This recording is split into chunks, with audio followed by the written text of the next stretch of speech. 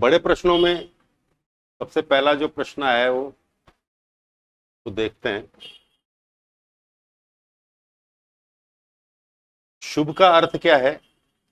आपका शुभ विषयक विचार एक उत्तम प्रशासन की संरचना में किस प्रकार सहायक होगा। देखिए, इसमें आपके लिए बहुत ही स्कोप छोड़ दिया है इस प्रश्न ने कि शुभ का क्या अर्थ है और आपका शुभ विषयक विचार जो है वो किस प्रकार एक उत्तम प्रशासन का निर्माण कर सकता है। तो आपको अपना पूरा जो दिमाग है उसका यूज करने का इस प्रश्न में मौका मिला है। आप अपनी एक उत्तम प्रशासन को आप किस रूप में देखते हैं कि ऐसा प्रशासन एक उत्तम प्रशासन होगा, वो सारी बातें आप यहाँ लिख सकते हैं। सबसे पहले तो क्या कह रहे हैं कि शुभ का अर्थ क्या है। तो शुभ की परिभाषा कैसे की जाती है? एक सामान्य परिभाषा हम यहाँ सबसे पहले लिखेंगे कि जो मानव के लिए, मनुष्य के लिए जो मूल्यवान और वांछनीय है तथा जो उसके जीवन के उद्देश्य को, उसके लक्ष्यों को आकार प्रदान करता है, उसे शुभ कहते हैं। ये शुभ का अर्थ है। ये एक सामान्य अर्थ है, लगभग सभी दार्शनिक इसको स्वीकार करते हैं। अब शुभ की वो परिभाषा और अलग अलग ढंग से करते हैं, पर जो हमारे लिए मूल्यवान और वांछनीय है और जो हमारे उद्देश्यों को आकार प्रदान करता है वो शुभ है, ऐसा लगभग सभी दार्शनिक मानते हैं। अब यहां पर थोड़ा सा आप और इसको एलोबोरेट कर सकते हैं कि जिसमें हम कुछ यूनानी दार्शनिकों के उदाहरण ले लें और कुछ भारतीय परंपरा के, कि जैसे सुकरात के लिए शुभ क्या है, प्लेटो के लिए, अरस्तु के लिए, या उपयोगितावादी दार्शनिकों के लिए, या आत्मपूर्णतावादी दार्शनिकों के लिए, या विकासवादियों के लिए, या कांट के लिए क्या शुभ है, रॉल्स के लिए क्या शुभ है, अमर्त्य सेन के लिए क्या शुभ है, गांधी के लिए क्या शुभ है, टैगोर के लिए क्या शुभ है। तो बहुत सारा लिख सकते हैं, पर यहाँ पर कुछ एक हम यूनानी विचारकों के और कुछ एक जो है भारतीय संदर्भ के अनुसार डाल सकते हैं कि ये इनके लिए ये शुभ है। और सामान्यतः हम देखेंगे तो जो शुभ का जो विचार है वो, यदि हम प्लेटो की, अरस्तु की, इनकी बात करेंगे तो प्लेटो तो शुभ को एक अलग ही प्रत्यय मानते हैं जो सभी सद्गुणों को रेगुलेट करता है। यदि किसी को शुभ का ज्ञान है तो उसमें बाकी सद्गुणों का ज्ञान स्वतः ही आ जाएगा। ऐसा सुकरात भी मानता है, प्लेटो भी मानता है। ऐसे ही अरस्तु के अनुसार शुभ क्या है? सद्गुण युक्त जीवन, मतलब जिसमें सद्गुणों युक्त आचरण हो। जो अब सद्गुण क्या है? न्याय है, विवेक है, साहस है, संयम है, उदारता है, मैत्री है, ये विभिन्न प्रकार के सद्गुण है। इतना डिटेल में नहीं जाना, पर हम खाली उसमें ये कर सकते हैं। अब सुखवादियों के लिए शुभ क्या है? सुख ही शुभ है। स्वार्थवादियों के लिए क्या है? स्वार्थ ही शुभ है। उपयोगितावादियों के लिए शुभ क्या है? अधिकतम व्यक्तियों का अधिकतम सुख या हित ही शुभ है। ऐसे उसको लिख रहा है। और कांट के लिए शुभ क्या है? शुभ संकल्प ही शुभ है। और गांधी के लिए शुभ क्या है? सत्य ही शुभ है, क्योंकि गांधी सत्य को सबसे इंपॉर्टेंट मूल्य मानते हैं, उनके लिए सत्य ही शुभ है। और अहिंसा किस रूप में शुभ है? साधन के रूप में शुभ, वो साध्य के रूप में शुभ है। शुभ की परिभाषा में जब हम बात करें तो साध्य और साधन की भी बात है। यहां पर जो शुभ पूछ रहे हैं साध्य के रूप में पूछ रहे हैं, और साधन भी क्या होंगे? उसके प्राप्ति के शुभ होंगे। तो यहां पर इस वाले पीस के लिए आप वो कुछ विचार लिख सकते हैं। उसके बाद में फिर जब आप अपना शुभ विषयक विचार इसमें बना सकते, तो कैसे बनाएंगे जिसमें सब कुछ इनकलकेट हो जाए। आज देखेंगे आप तो प्रशासन में क्या क्या दिक्कतें आ रही हैं, क्या परेशानियां हैं, उनको पहले विचार में लाएं कि राजनीतिक पूर्वाग्रह हैं, कई बार नैतिक द्वंद्व की स्थिति, मॉरल डायलेमा की स्थिति उत्पन्न होती है, भ्रष्टाचार की स्थिति है, करप्शन बहुत ज़्यादा है, और बहुत सारी दिक्कतें प्रशासन में हैं। उनको ध्यान में रखते हुए हमको एक उत्तम प्रशासन किस प्रकार का होगा उसका विचार बनाना है। तो प्रशासन का उद्देश्य क्या होता है, सबसे पहले तो वो लिख दें। प्रशासन का उद्देश्य क्या है? जन कल्याण। अब इसमें किसकी अवधारणा सबसे ठीक लगती है? सर्वोदय की। सर्वोदय की जो अवधारणा है, सबका उदय। सबका उदय का मतलब क्या है कि सबका सभी प्रकार से विकास, सभी प्रकार से एक उदय। अर्थात उसमें क्या आ गया? भौतिक भी आ गया, आर्थिक भी आ गया, सामाजिक भी आ गया, नैतिक भी आ गया, आध्यात्मिक भी आ गया, सांस्कृतिक, धार्मिक, सब प्रकार का विकास। तो हम प्रशासन क्या चाहता है? प्रशासन व्यक्ति का सर्वांगीण विकास चाहता है, क्योंकि जब हम लोक कल्याण की बात करते हैं, जन कल्याण की बात करते हैं, तो सर्वांगीण विकास की बात कर रहे हैं। तो सर्वोदय की अवधारणा के अनुसार आपका सुविषयक विचार उद्देश्य बनना चाहिए। फिर दूसरी बात आती है कि उस ऐसे उद्देश्य की प्राप्ति के लिए प्रशासन जो मशीनरी है उसको कैसा होना चाहिए, लोक सेवक को कैसा होना चाहिए, लोक सेवक के जो विहित कर्तव्य हैं, दायित्व हैं, उनका ठीक प्रकार से वो निर्वहन करे। जो भी प्रशासनिक मूल्य हैं उन मूल्यों का पालन किया जाए। प्रशासनिक मूल्य यहां लिख दें। जो भी नेतृत्व की क्षमता है, निष्पक्षता है, तटस्थता है, सत्यनिष्ठा है, ईमानदारी है, करुणा है, समानुभूति है, ये सारे एक प्रशासक में होने चाहिए। ये सब जब होंगे तो ही सर्वांगीण जो विकास है उसका लक्ष्य प्राप्त हो। फिर बात आती है कि नैतिक द्वंद्व भी उत्पन्न होते हैं। आज बहुत सारे ऐसी चीज हैं कि हम एक तरफ आर्थिक भौतिक विकास भी चाह रहे हैं, दूसरी तरफ हम मनुष्य का सामाजिक नैतिक उत्थान भी चाह रहे हैं। इन दोनों का जो है समन्वय करना। साथ ही जब हम विकास की बात करते हैं तो बहुत सारी ऐसी चीजें आती है, जैसे हमें कोई सड़क बनानी है या कहीं कुछ और बनाना है तो पर्यावरण को हानि पहुंचती है, तो पर्यावरण बनाम विकास का एक मुद्दा खड़ा होता है, एक नैतिक द्वंद्व की स्थिति उत्पन्न होती है। तो उन समस्त नैतिक द्वंद्वों का निराकरण जिस प्रकार के शुभ विषयक विचार में हो सके ऐसा प्रशासन होना चाहिए। तो मतलब आप उसमें क्या लिख सकते हैं कि समस्त प्रकार के जो नैतिक द्वंद्व उत्पन्न होते हैं उन नैतिक द्वंद्वों का निराकरण जिस प्रकार हो सकता हो ऐसा हम प्रशासन चाहेंगे। इसमें कोई द्वंद्व की स्थिति नहीं हो, हम विकास को भी गति दे सकें और साथ साथ पर्यावरण का संरक्षण भी कर सकें। ऐसी अप्रोच लेकर हम चलें तो हम आगे बढ़ सकते हैं और एक उत्तम प्रशासन दे सकते हैं। चौथी बात है इसमें कि ट्रस्ट ऑफ पब्लिक। आज बहुत सारी चीजों के कारण कहीं कोई ट्रांसपेरेंसी की दिक्कत आ रही है, तो कहीं भ्रष्टाचार की समस्या है, तो कहीं प्रशासक के व्यवहार की समस्या है, कहीं नौकरशाही, कहीं लाल फीताशाही, कहीं नेपोटिज्म और दुनिया जहान की समस्याएं। तो इसके लिए जनता का क्या है? जनता में अविश्वास की स्थिति है कि हमें न्याय मिल पाएगा या नहीं मिल पाएगा।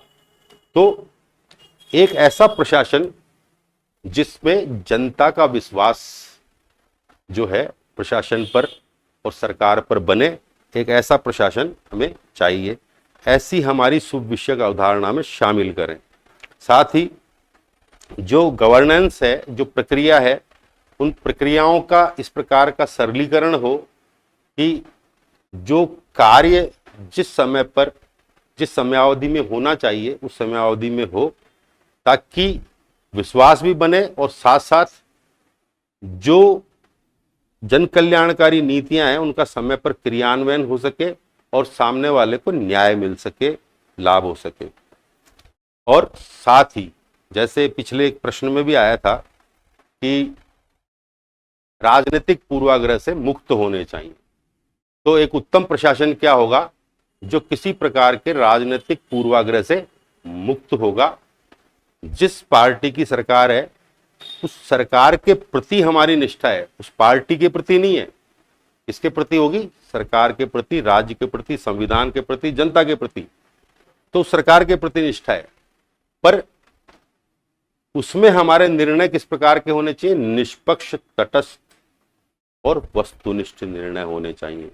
इस प्रकार का एक उत्तम प्रशासन का आप विचार इसमें डाल सकते हैं, जिसमें क्या क्या चीजें आ गई? प्रशासन का उद्देश्य आ गया, प्रशासकों के कर्तव्य, प्रशासनिक मूल्य, राजनीतिक पूर्वाग्रहों से मुक्ति, नैतिक द्वंद्वों से मुक्ति और जनता का विश्वास, और ई गवर्नेंस या जो कहते हैं हम एक सरल प्रक्रिया, ताकि जनता का ट्रस्ट उत्पन्न हो सके।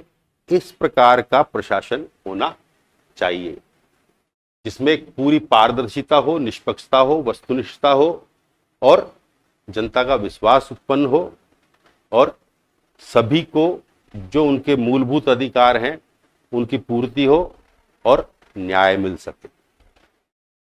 ठीक है, तो इस प्रश्न के जवाब में इस प्रकार से आपको लिखना था। जो बड़े क्वेश्चन में सेकंड क्वेश्चन है वो भी बहुत ही अच्छा क्वेश्चन दिया है। जिसने भी ये प्रश्न पत्र बनाया है मैं उनको साधुवाद देता हूँ कि इस बार जो है प्रश्न पत्र बहुत ही अच्छी कोटि का बनाया गया है। होना भी ऐसा ही चाहिए कि प्रशासन के लिए प्रेरणा के रूप में उपयोगितावाद, सर्वोदय और लोक संग्रह का तुलनात्मक मूल्यांकन प्रस्तुत कीजिए। यहां पूछना क्या चाह रहे हैं कि प्रेरणा के रूप में तुलनात्मक मूल्यांकन, मतलब तीनों जो अवधारणा है, चाहे उपयोगितावाद हो, सर्वोदय हो या लोक संग्रह हो, तीनों ही प्रशासन के लिए महत्वपूर्ण अवधारणाएं हैं। कभी हम उपयोगितावादी दृष्टि से निर्णय लेते हैं, तो कभी हम सर्वोदय वाली दृष्टि से निर्णय लेते हैं, तो कभी हम लोक संग्रह के आधार पर वो करते हैं। तो यहां पर पहले हम क्या करेंगे, प्रश्न को समझ लें कि उपयोगितावाद को समझा देंगे थोड़ा सा। उपयोगितावाद की ये तो अच्छाइयां हैं कि ये अधिकतम व्यक्तियों के अधिकतम हित की बात करता है और परिणाम केंद्रित है, अर्थात कि परिणाम यदि अच्छा है तो सब कुछ अच्छा माना जाता है। ये साध्य को महत्वपूर्ण मान रहा है, न कि साधन को।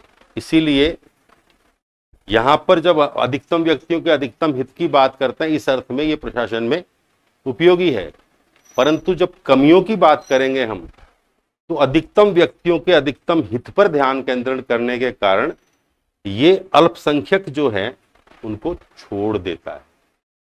तो एक मेजर कमी तो इसकी ये है। दूसरा कि साधनों की पवित्रता पर विश्वास नहीं करता। तो उस अर्थ में हम इसको जो है इसकी कमी बता सकते हैं। बाकी अधिकतम व्यक्तियों का अधिकतम सुख और परिणाम केंद्रित होने के कारण इसका प्रशासन में बहुत महत्व है। कभी कभी ऐसी स्थितियां उत्पन्न होती हैं जहां पर हमें उपयोगितावादी दृष्टिकोण से ही निर्णय लेने होते हैं, वहां पर यह उपयोगितावाद बहुत ही कारगर होता है। दूसरा जो सिद्धांत है सर्वोदय, सर्वोदय में क्या है, क्योंकि अभी अभी बात की थी पिछले प्रश्न में अपन ने कि प्रशासन का जो उद्देश्य है वो क्या है, जन कल्याण। और जन कल्याण का तात्पर्य क्या है कि सभी का सभी तरीके से उनके सभी पक्षों का पूर्ण विकास करना, सर्वांगीण विकास, वो प्रशासन का उद्देश्य है। तो सर्वोदय भी यही कह रहा है कि सभी का सभी प्रकार से उदय, सभी प्रकार से विकास, उसके सभी पक्षों का विकास, चाहे वो भौतिक आर्थिक पक्ष हो, चाहे उसके नैतिक सामाजिक और आध्यात्मिक पक्ष हो, सभी का समान रूप से विकास होना चाहिए। ये सर्वोदय बात करता है। तो जहां तक हम प्रशासन के उद्देश्य की या राज्य के उद्देश्य की बात करते हैं, तो राज्य का उद्देश्य जन कल्याण है और वो भी यही चाहता है जो सर्वोदय चाहता है। तो इस अर्थ में सर्वोदय हमारे लिए एक प्रेरणा का स्रोत है प्रशासन में, कि सभी का सभी तरीके से विकास करना है। इसलिए हम यदि उसको कोई भौतिक या आर्थिक उन्नति करनी है तो उसके अकॉर्डिंग काम करना है, पर उसकी नैतिक, आध्यात्मिक और सामाजिक उन्नति करनी है तो जैसे शिक्षा की, चिकित्सा की आदि जो व्यवस्थाएं हैं, या शिक्षा के अंदर नैतिक शिक्षा का इनकलकेशन है, वो सारी चीजें, तो एक उस अर्थ में हम सर्वोदय को महत्वपूर्ण प्रेरणा मान सकते हैं। क्योंकि जब तक नैतिक सामाजिक विकास नहीं होगा तब तक भौतिक आर्थिक विकास, और भौतिक आर्थिक विकास हो गया पर नैतिक सामाजिक नहीं हुआ तो समाज में क्या हो जाएगी, एक अराजकता की, असंतुलन की स्थिति बन जाएगी। तो हमें सभी तरीके से विकास की बात करनी है। अब बात आती है लोक संग्रह की। लोक संग्रह भगवत गीता का जो है वो कॉन्सेप्ट है।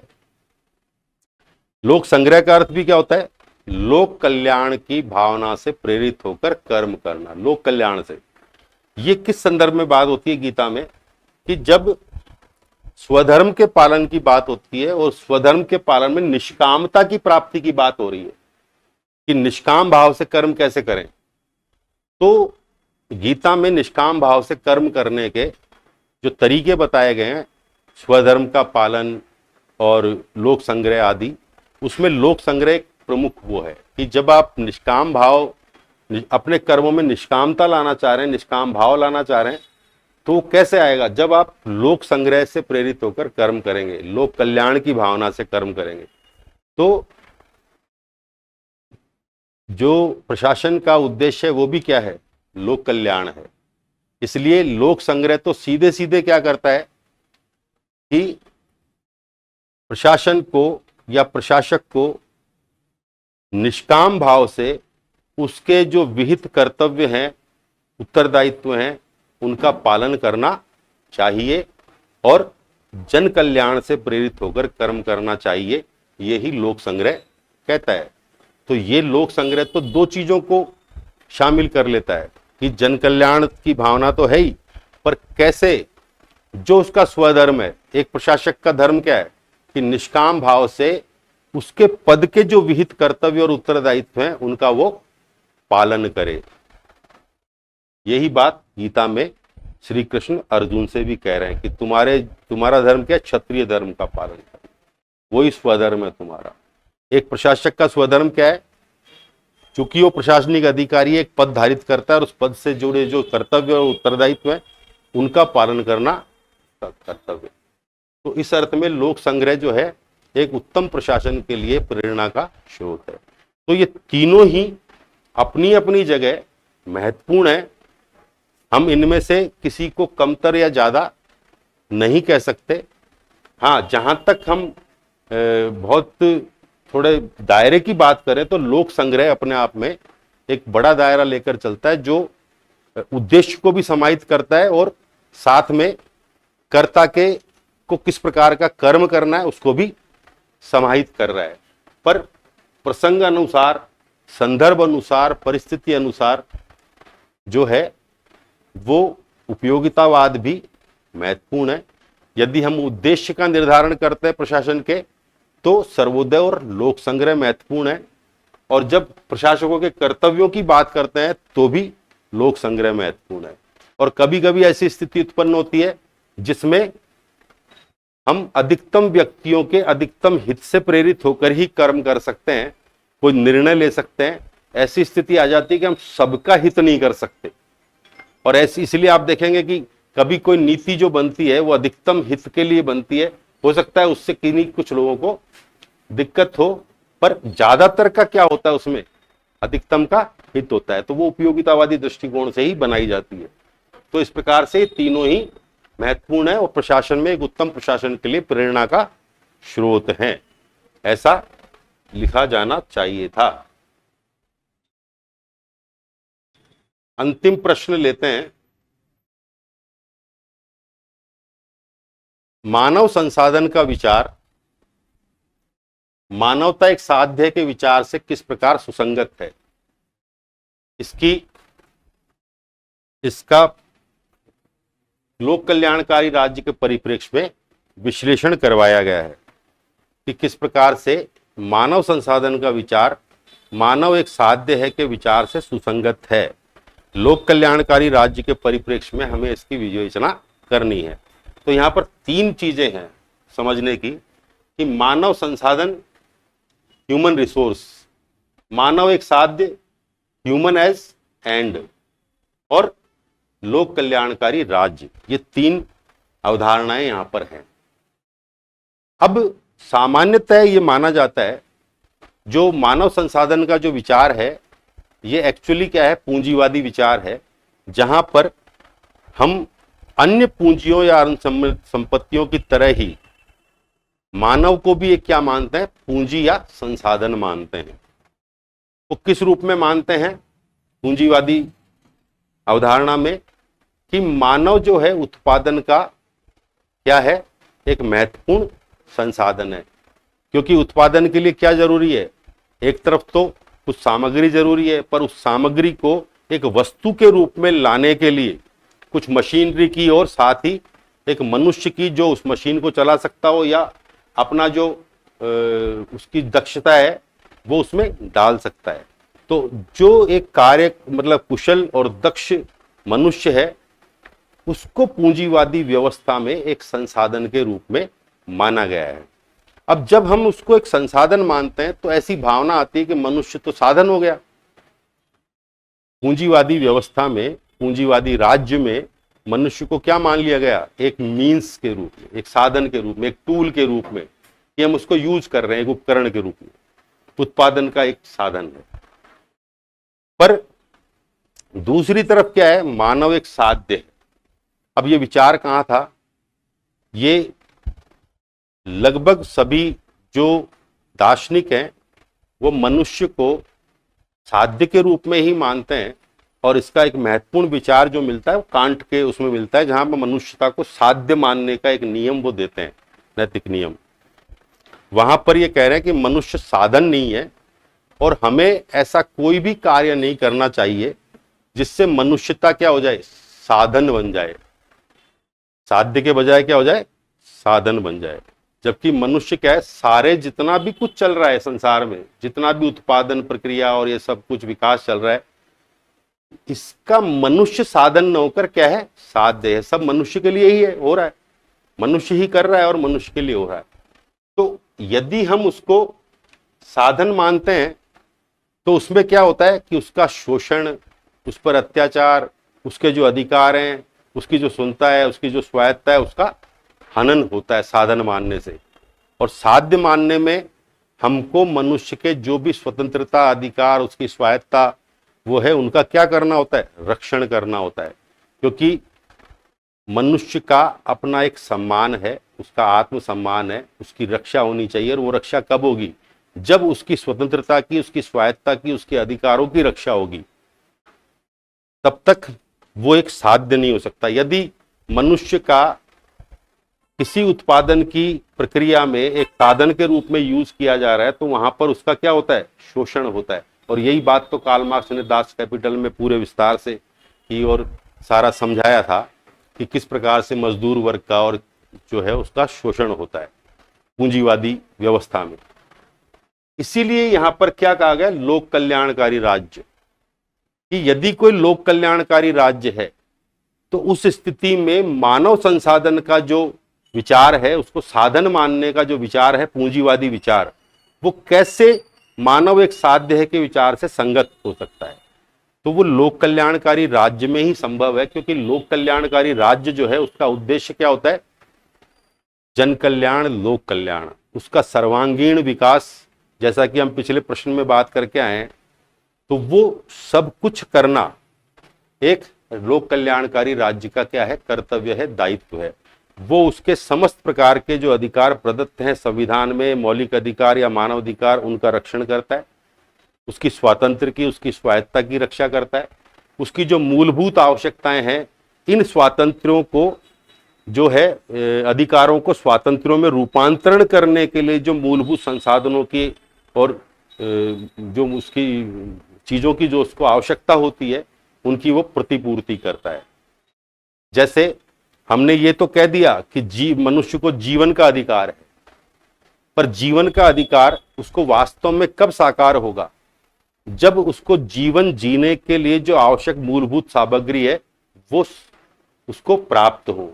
और यदि उसको प्राप्त नहीं हो रही उस व्यवस्था से, तो सरकार का दायित्व है कि वो उसको प्राप्त करवावे, उसको प्रदान करे, ताकि उसके जीवन के अधिकार का रक्षण हो सके और वो जीवन का अधिकार स्वतंत्रता में रूपांतरित हो सके। तो एक लोक कल्याणकारी राज्य जो है वो मनुष्य के इन अधिकारों का, स्वतंत्रता का, स्वायत्तता का रक्षण करता है और उसकी समस्त मूलभूत आवश्यकताओं की पूर्ति करता है और उसका सर्वांगीण विकास करता है। इस अर्थ में वहां पर मनुष्यता क्या है, साध्य बनी रहती है, साधन नहीं बनती। वो मनुष्य को, मानवता को साधन नहीं बनने देता, बल्कि क्या होता है कि उसमें जो कार्य कुशलता है और योग्यता है उस व्यक्ति की, उसका एक प्रकार से सम्मान करते हुए कि मैं इस कार्य में कार्यकुशल और दक्ष हूं, तो मैं अपनी तरफ से ये काम करूंगा। पर उस काम करने से वो साधन नहीं बन जाता, क्योंकि दूसरी तरफ उसके जो मानवता की गरिमा को और उसके सम्मान को बनाए रखने के लिए आवश्यक है, वो समस्त अधिकार, स्वतंत्रता और स्वायत्तता उसको प्रदान की जाती है लोक कल्याणकारी राज्य में। इस प्रकार से मानव संसाधन का विचार लोक कल्याणकारी राज्य में मानव एक साध्य के विचार के साथ सुसंगत हो जाता है। तो ये इस उत्तर में लिखा जाना चाहिए था। यह आपका जो है 2025 वाला जो प्रश्न पत्र आया था वो पूर्ण हुआ, और जैसा कि ये मॉडल उत्तर मैंने बताए हैं, इसके अकॉर्डिंग यदि आप लोगों ने उत्तर लिखा है तो अपेक्षा की जा सकती है कि बहुत अच्छे नंबर प्राप्त होंगे। हो सकता है कि मैंने जो बताया उससे कुछ एग्जामिनर का थोड़ा बहुत डिफर हो, पर वो बहुत ज़्यादा डिफरेंस नहीं होगा उन चीज़ों में, क्योंकि जो चीज़ें हैं वो जो सही है वो तो सही ही रहेगा। जैसा मैं सोच रहा हूँ वैसा ही एग्जामिनर या प्रश्न पत्र जिसने बनाया है वो भी सोचता होगा। और इसी जो प्रश्न जिस प्रकार से हमने डिस्कस किए हैं, तो प्रश्न को की प्रकृति को कैसे समझा जाना चाहिए, और एक प्रश्न पत्र का निर्माण करने वाला जो शिक्षक है जिसने बनाया है, वो आपसे क्या पूछना चाह रहा है, ये बात आप ठीक से पकड़ लें, समझ लें, और उसको प्रश्न के कीवर्ड्स को पकड़ लें, उसको डिकोड करके और फिर उत्तर लिखेंगे, तो उत्तर बहुत अच्छा होगा और नंबर भी अच्छे आएंगे। और चूंकि आप देकर आ चुके हैं, तो शुभकामनाएं आप सभी को कि आपका पेपर अच्छा गया होगा और आपके अच्छे नंबर आएंगे, आप सेलेक्ट होंगे। और इसी शुभकामनाओं के साथ विराम देता हूं। मिलते हैं नेक्स्ट वीडियो में, तब तक के लिए नमस्कार।